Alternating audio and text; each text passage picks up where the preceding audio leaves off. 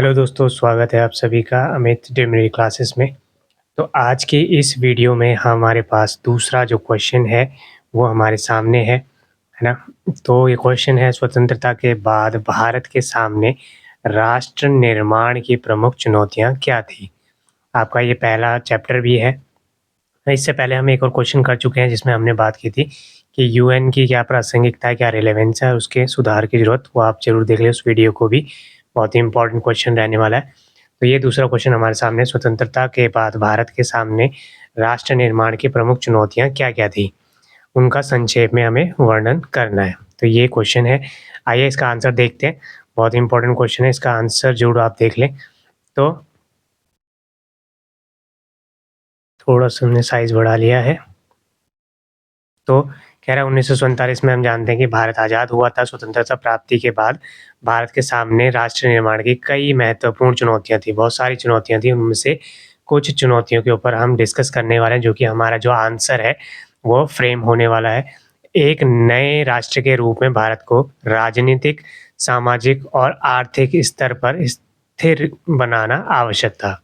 यानी कि भारत क्या था, एक नया राष्ट्र बनने की ओर अग्रसर था, ठीक है? 1947 में आज़ाद हुआ था, भारत के सामने कई सारी चुनौतियाँ थी, है ना? भारत को राजनीतिक रूप से भी स्थिर होना था, पॉलिटिकल वे में, सामाजिक रूप से भी स्थिर होना था और आर्थिक स्तर पर भी स्थिर होना आवश्यक था। तो कौन-कौन सी वो चुनौतियाँ थी, आइए इनको पढ़ लेते हैं। तो पहली चुनौती भारत के सामने थी विभाजन और शरणार्थी की समस्या। ठीक है, भारत और पाकिस्तान, यानी भारत जो था वो द्विराष्ट्र में, 2 राष्ट्रों में जो है विभाजित हो गया था, भारत और पाकिस्तान में, है ना?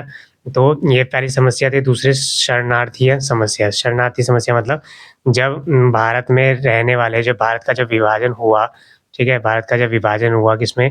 पाकिस्तान में और दूसरी तरफ भारत में, तो जो लोग थे, बहुत सारे लाखों संख्या में लोग पाकिस्तान वाले हिस्से से, जिसको हम बोलते हैं पश्चिमी पाकिस्तान, है ना? जिसको आज के समय में जो पाकिस्तान है, वो भारत का जो पश्चिमी हिस्सा हुआ करता था, उसमें से अधिकतर हिस्सा जो है पाकिस्तान की तरफ चला गया था, है ना? उसमें से लाखों लोग जो कि भारत में आए थे, ठीक है? शरणार्थी बनकर, वहीं भारत से भी कई लाखों लोग, कई हज़ारों लोग जो है पाकिस्तान की ओर गए थे।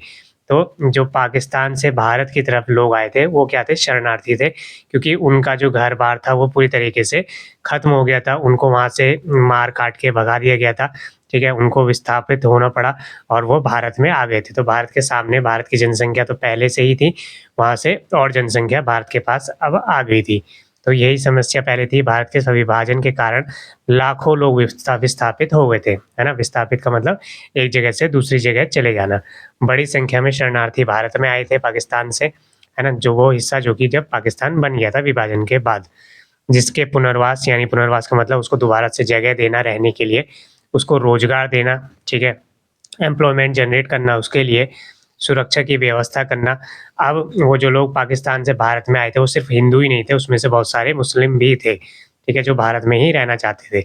तो अब उन सभी लोगों की सुरक्षा की व्यवस्था करना कि उन्हें ये ना लगे कि भारत जो है सिर्फ़ हिंदुओं का राष्ट्र है, बल्कि भारत में मुस्लिमों के लिए भी जगह है, क्योंकि वो भारत में रहना चाहते थे। तो भारत सरकार के सामने ये चुनौती थी कि उन लोगों को भी सुरक्षा जो है प्रोवाइड की जाए। ये चुनौती भारत सरकार के सामने थी। ठीक है, करना सरकार के लिए एक बड़ी चुनौती थी। ठीक है, पहला तो ये हो गया विभाजन और शरणार्थी समस्या। दूसरा, रियासतों का एकीकरण, है ना? रियासत कौन से? प्रिंसली स्टेट जिसको हम बोलते हैं, है ना? जब जो ब्रिटिशर्स थे, वो जब भारत छोड़ के गए, तो हमारे पास 2 तरीके के स्टेट हुआ करते थे। एक तो ऐसे स्टेट जिनके ऊपर ब्रिटिशर्स का कब्ज़ा था, वो छोड़ के चले गए, तो उन स्टेट्स पे, उन जगहों पे डायरेक्टली भारत सरकार के अंडर में वो आ गई। लेकिन बहुत सारे ऐसे जगहें थी जहाँ जो कि प्रिंसली स्टेट, यानी रियासतें हुआ करती थी। रियासतें क्या थी? बेसिकली ऐसी जो स्टेट हुआ करते थे जिन पे राजा-महाराजाओं के कब्ज़े थे, ठीक है? ज़मींदारों के कब्ज़े थे, तो उनको प्रिंसली स्टेट बोला गया था। ऐसी कुल कितनी थी? 565 रियासतें थी लगभग, बल्कि उससे ज़्यादा ही थी। इन रियासतों को भारतीय संघ में मिलाना आवश्यक था। ठीक है? ये वाले तो जो ब्रिटिशर्स के पास थे, वो तो डायरेक्ट भारत सरकार के पास बाय डिफ़ॉल्ट आ गए थे, क्योंकि ब्रिटिशर्स यहाँ से चले गए थे। लेकिन जो रियासतें थी, प्रिंसली स्टेट्स थे, उनको यह ऑप्शन दिया गया था ब्रिटिशर्स के द्वारा, या तो आप स्वतंत्र रहिए, ठीक है? ऑटोनॉमस रहिए, या फिर आप पाकिस्तान के साथ चले जाइए, या फिर आप इंडिया के साथ चले जाइए। तो इंडियन गवर्नमेंट के पास बहुत ही कम समय था कि इन्हें अपने साथ मिलाने के लिए। अगर ज़्यादा लंबा समय ले लिया जाता तो हो सकता था कि इनमें से अधिकतर रियासतें पाकिस्तान के साथ शामिल हो जाती, जो कि भारत के लिए अपने आप में एक बहुत बड़ा लॉस हो जाता। ठीक है? तो भारत ने जब पूरी स्ट्रैटेजी तैयार की बहुत जल्दी से, और उन रियासतों को, अधिकतर रियासतों को अपने साथ मिला लिया। ठीक है? इसको मिलाना आवश्यक था। सरदार वल्लभ भाई पटेल ने इसमें अपनी महत्वपूर्ण भूमिका निभाई थी, है ना? इसीलिए इनको भारत का लौह पुरुष भी माना जाता है। और दूसरा, इनके जो सेक्रेटरी थे वीपी मेनन, कौन थे? वीपी मेनन। इन्होंने भी अपने प्रयास, दोनों ने मिलकर अपने प्रयासों के ज़रिए अधिकतर रियासतों को भारत के साथ सक्सेसफुली मिला लिया। ठीक है? अधिकांश रियासतों को, इसमें आपने पढ़ा होगा कि उन्होंने किस तरीके से स्ट्रैटेजी अपनाई, किसी को जो है देशभक्ति के माध्यम से मिला लिया, किसी को डरा-धमका के मिला लिया, किसी को सेना के माध्यम से मिला लिया, है ना? जैसे हमने बात पढ़ी होगी आपने, हैदराबाद स्वतंत्र रहना चाहता था, ठीक है? लेकिन भारत सरकार ने उसको किस तरीके से अपने जो है प्रयासों के माध्यम से अपनी भारत का हिस्सा बना लिया, ठीक है? तो इस तरीके से रियासतों का एकीकरण हुआ, ये चुनौती भी भारत सरकार ने सॉल्व आउट कर ली। अगली चुनौती भारत सरकार के सामने थी लोकतांत्रिक व्यवस्था की स्थापना करना, है ना? भारत जो है ऐसी व्यवस्था से आज़ाद हुआ था जो कि कई साल, लगभग 200 साल तक अंग्रेजी सत्ता के अधीन भारत रहा था, और भारत अब नहीं चाहता था कि वहाँ के भारत के लोगों का जो राइट्स हैं, उनका अधिकारों का हनन हो। तो इसीलिए भारत सरकार के पास ऑप्शन था कि वह लोकतांत्रिक व्यवस्था की स्थापना करे, और उन्होंने यह किया भी। इसके लिए लोकतांत्रिक शासन प्रणाली अपनाई गई, संविधान सभा बनाना, उसके लिए संविधान सभा ने मिलकर संविधान को बनाया। हम सभी जानते हैं कि लंबे समय, 2 साल 11 महीने 18 दिन का लंबा समय लगा जिसमें संविधान बनकर तैयार हुआ। 26 जनवरी 1950 को यह लागू भी हुआ। दूसरा, सार्वभौमिक वयस्क मताधिकार लागू करना। सार्वभौमिक वयस्क मताधिकार क्या होता है कि जो भी एक निश्चित एज थी, ठीक है, उसके ऊपर के लोगों को जो है वोट देने का अधिकार होगा। यह सभी को एक बार में दे दिया गया, इसीलिए इसको क्या बोला जाता है? सार्वभौमिक वयस्क मताधिकार। सभी लोगों का मतलब ये नहीं कि बच्चों को भी दे दिया, सभी लोगों का मतलब ऐसा कोई भी, चाहे पुरुष हो, स्त्री हो, ठीक है, सभी को एक निश्चित एज के बाद जो है वोटिंग राइट मिल जाएगा। ऐसा क्यों कहा जा रहा है? क्योंकि बहुत सारे ऐसे देश, चाहे अमेरिका हो, चाहे ब्रिटेन हो, ये इनको विकसित कंट्री माना जाता है, ठीक है? और 1947 1950 के आसपास भी एक अच्छी खासी स्थिति में थे, लेकिन फिर भी, ठीक है, इन लोगों ने अपने सभी नागरिकों को वोटिंग राइट नहीं दिया था तब तक। भारत एक ऐसा राष्ट्र था जिसने एक बार में दे दिया था सबको, ठीक है?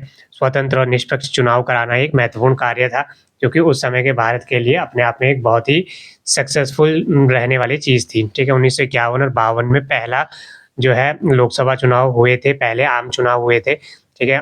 इसमें लोकसभा चाहे बात करें या विधानसभा चुनाव, सभी चुनाव एक साथ ही हुए थे। स्टेट लेवल पर भी और सेंट्रल लेवल पे दोनों चुनाव एक साथ ही हुए थे। आज अलग-अलग होते हैं, लेकिन शुरुआती 3 चुनाव 51, 52 और ये 56 में और 62 में, इस तरीके से ये सभी चुनाव एक साथ ही हुए थे। तो ये भारत के लिए अपने आप में बहुत बड़ी सफलता थी कि लोकतांत्रिक व्यवस्था की स्थापना करना, सार्वभौमिक वयस्क मताधिकार देना अपने सभी नागरिकों को, जो कि वैलिड था, ठीक है? और एक आम चुनाव बहुत ही सक्सेसफुल तरीके से करवाना, इतनी बड़ी जनसंख्या, इतनी बड़ी विविधतापूर्ण राष्ट्र में, ठीक है? ये चुनौती थी। अगली चुनौती भारत सरकार के सामने थी कि भाषाई और क्षेत्रीय विविधता का प्रबंधन करना। हम सभी जानते हैं, हमने कई बार पढ़ा होगा कि भारत एक ऐसा राष्ट्र है जहाँ पर डाइवर्सिटी बहुत ही अधिक है, चाहे वो रिलीजियस हो, चाहे वो भाषाई आधार पर हो, चाहे वो कास्ट के आधार पर हो, चाहे वो अनेकों आधार पर हो, हर जगह आपको विविधता दिखाई देगी। हर स्टेट में, हर जगह आपको विविधता दिखाई देगी, डाइवर्सिटी दिखाई देगी, ठीक है? उनको भारत सरकार के सामने चुनौती थी कि उनको एक मैनेज करना, उनको जो है सुव्यवस्था प्रोवाइड करना, उनको सुरक्षा प्रोवाइड करना, उनको ये जो है अनुभव दिलाना, उनको यह जो हम कह सकते हैं कि आश्वासन दिलाना कि आप सभी लोग भारत में सुरक्षित हैं, ठीक है? भारत में अनेक भाषाएँ हैं, संस्कृतियाँ हैं, भाषाई आधार पर राज्यों की माँग को ध्यान में रखते हुए, है ना? आपने पढ़ा होगा कि जो भारत जब आज़ाद हुआ उसके लगभग 1950 या 52 से जो है भारत में इस भाषा के आधार पर राज्यों की स्थापना की माँग शुरू हो गई थी, और आंध्र प्रदेश ऐसा पहला राज्य बना जो कि भाषा के आधार पर बना था, ठीक है? 1956 में राज्यों का पुनर्गठन किया गया, इसके लिए पुनर्गठन आयोग भी बनाया गया था। स्टेट्स रीऑर्गनाइजेशन कमीशन जिसको बोला जाता है, इसकी स्थापना की गई थी, ठीक है? आयोग की सिफारिशों के आधार पर राज्य की सीमाओं का निर्धारण किया गया, ठीक है, राज्यों को छोटा किया गया, तोड़ा गया, मिलाया गया, ठीक है, उनकी सीमाओं को बदला गया, कम किया गया, ठीक है, बढ़ाया गया। इस तरीके से जो है अनेक राज्यों का निर्माण किया गया और आज हम देखते हैं कि हमारे पास 28 राज्य और 6 केंद्र शासित प्रदेश वर्तमान समय में मौजूद है। ठीक है, और ऐसा क्यों किया गया? ताकि जो भाषा के आधार पर जो दंगे या फिर असंतोष मौजूद था, उनको कम किया जा सके, ठीक है, और एक शांतिपूर्ण व्यवस्था को निर्धारित किया जा सके। इसलिए भाषा के आधार पर राज्यों का निर्माण किया गया और क्षेत्रीय विविधता का प्रबंधन किया गया। ठीक है, हम दोबारा देख लेते हैं कि जो भाषाएँ जो राज्यों का पुनर्गठन होता है वो एक स्थायी प्रक्रिया नहीं है, बल्कि एक निरंतर चलने वाली प्रक्रिया है, ठीक है? समय-समय पर ये चलती ही रहती है। आपने हाल ही में देखा 2019 में किस तरीके से परिवर्तन हुआ था जम्मू कश्मीर की स्थिति में थी, धारा 370 को हटा दिया गया और एक जो है उसको एक 6 मतलब हम ये कहेंगे यूनियन टेरिटरी के अंतर्गत जो है डाल दिया गया था, है ना? तो इस तरीके से नए-नए राज्यों की स्थापना होती है। 2000 में जो है ये उत्तराखंड बना था, है ना? और इस तरीके से जो झारखंड बना था, है ना? मध्य प्रदेश से अलग होकर छत्तीसगढ़ बना था। इसी तरीके से 1966 में कई राज्य बने थे, 1960 में कई राज्य बने थे। तो समय-समय पर ये प्रक्रिया चलती रहती है, ठीक है? अगली समस्या भारत सरकार के सामने क्या थी कि भारत का आर्थिक विकास करना, ठीक है? ये सभी हमने भारत को राजनीतिक स्थिति वो ये स्टेबिलिटी प्रोवाइड कर दी, भाषा के आधार पर राज्यों का पुनर्गठन कर दिया, ठीक है, अच्छी बात है, ठीक है। जो शरणार्थी थे उनको सुरक्षा का भाव दिला दिया, ये सब चीज़ अच्छी बात है, लेकिन ये कब तक टिकी रह सकती है अगर लोगों के पास एम्प्लॉयमेंट ना हो, लोगों के पास जो है आर्थिक विकास ना हो रहा, लोगों के पास एजुकेशन ना हो, स्वास्थ्य की बेहतर सुविधाएँ ना हो, खाने का बेहतर पानी ना हो। तो अगर ये चीज़ें प्रोवाइड नहीं हो रही तो आप बाकी कुछ भी कर लीजिए, कोई भी फ़ायदा नहीं होने वाला है क्योंकि लॉन्ग टाइम में लोग प्रोटेस्ट करेंगे ही करेंगे, ठीक है? तो इसके लिए पॉसिबल यही संभव रीज़न है कि आप देश को जो है डेवलपमेंट कीजिए। तो ये भारत के सरकार के सामने चुनौती थी। स्वतंत्रता के समय भारत की अर्थव्यवस्था कमज़ोर थी, कई जो है गरीबी बहुत बड़े स्तर पर थी, बेरोज़गारी व्यापक थी, ठीक है? इसलिए सरकार और ज़्यादातर जनसंख्या जो थी लगभग 70% की जो जनसंख्या थी वो किस पर निर्भर थी? 70 से 80% वो कृषि पर निर्भर थी। तो भारत सरकार के सामने मुख्य चुनौती थी कि वह जल्द से जल्द जो है औद्योगिक क्रांति लाए, ठीक है? औद्योगिक विकास करे, इसलिए भारत ने पंचवर्षीय योजनाओं की शुरुआत की थी, है ना? आपने देखा होगा 1951-52 में पहली पंचवर्षीय योजनाओं को लागू किया गया था, उसके बाद लगातार चलती रही, है ना? जिसको योजना आयोग के माध्यम से लागू किया गया था, आज यह नीति आयोग के नाम से जाना जाता है, ठीक है? औद्योगिक तथा कृषि विकास पर जोर दिया गया था। इन 2 क्षेत्रों पर ज़्यादा जोर दिया गया, पहले कृषि का विकास करना और औद्योगिक विकास करना, ठीक है? फिर बाद में हरित क्रांति लाई गई इंदिरा गांधी के द्वारा, इस तरीके से अनेकों विकास किए गए। तो ये सभी चुनौतियों को भारत सरकार ने बहुत अच्छे से सॉल्व आउट किया, ठीक है? तो इनको आपको जोड़िए पॉइंट वाइज़, पॉइंट जितना अच्छा लिख सकेंगे, आपको नंबर उतने ज़्यादा मिलेंगे पॉइंट वाइज़ लिखने से। तो लास्ट में निष्कर्ष 1-2 लाइन में ज़रूर लिख दें कि भारत सरकार ने इन चुनौतियों का सफलतापूर्वक सामना किया, ठीक है? लोकतांत्रिक राष्ट्र का निर्माण किया। हालाँकि ऐसा नहीं है कि हो सकता है इसका क्रिटिसिज़्म भी पूछ लें, ठीक है? इस क्रिटिसिज़्म मतलब इसकी आलोचना भी पूछ लें, तो कोई भी चीज़ पूरी तरीके से अच्छी नहीं होती है क्योंकि क सरकार के सामने चुनौतियाँ बहुत बड़ी थी, तो सरकार ऐसा नहीं है कि हर चुनौती का सफलतापूर्वक जो है सामना कर लिया। कुछ ऐसी चुनौतियाँ भी थी, जैसे आर्थिक विकास जितना होना चाहिए था, उतना नहीं हो पाया, ठीक है?